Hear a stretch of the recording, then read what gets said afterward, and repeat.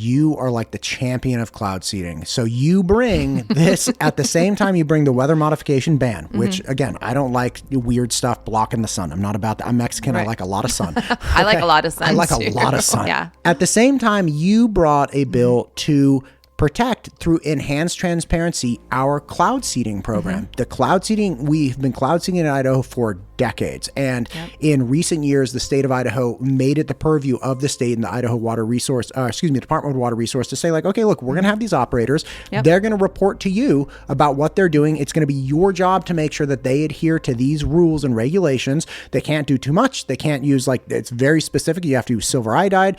We had all the science. Idaho amazingly broke amazing science on nuclear and cloud seeding. We were one of the first to really track and be able to use Doppler radar to prove okay, this is how much, you can see the zigzag crisscross going through a cloud as water molecules turn to snow and they start dropping. Super cool stuff. But people confuse that with this larger weather modification, scary boogeyman. It's hang on. We get roughly 10% of our overall water supply estimated from cloud seeding. We get 1.2 million acre feet of water from cloud seeding. Super cheap. It's $4 an acre foot. It's wildly cheap water. And we live in an ag state. Everybody wants water. We're a very big ag state. So you bring this weather modification ban, and then you bring something to protect cloud seeding. Talk to me about that. Well, yeah. I mean, and that's the thing is, I'm a huge advocate for government transparency. And I think when you can be transparent with the public, especially when you're using their tax dollars, that is the best method to be able to utilize. And where you have this concern of what is going on in our air, what's going on with the weather and things along those lines, then I really wanted to create a distinction. We're talking about two separate things, right?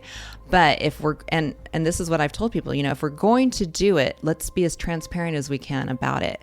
And I really appreciated, we had Director T. Wall from the Department of Agriculture come in and do a presentation on quagga mussels and what's been going on with that. And what I really appreciated is that they have a website and they put everything out there. I mean, it's as transparent as you can be. And I thought, that is the best approach. That's a good model. Approach. Yeah, absolutely. For anything that we're doing, let's just be honest with people. Let's be transparent, because then that helps to offset the fears, the concerns, all of that sort of stuff where people feel like, okay, there's not some dark side type thing that's going on. Or if there is, then now we can see what it is. Right. But also, let's make sure what we're doing is actually working. And I've been really big on outcomes. So everything that I've been looking at, I'm like, what's the outcome of it? What are we getting out of it?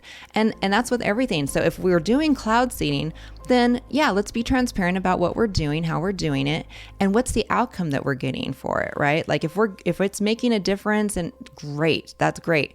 But let us know what that is so that we can make sure that what we're spending, what we're putting in, when they come and ask for money or when they come and ask for whatever it is, that we can be like, this is worth doing that. So I just want transparency and accountability. That's what I want. So I put some provisions in there because currently in our section of code on cloud seeding, there really isn't a lot of provisions as far as transparency. It's pretty vague. So I just said, let's just put some transparency in it so that we can be honest and open with the public. They can look and see what's going on. If they have concerns with stuff, there's a way for them to be able to voice those concerns.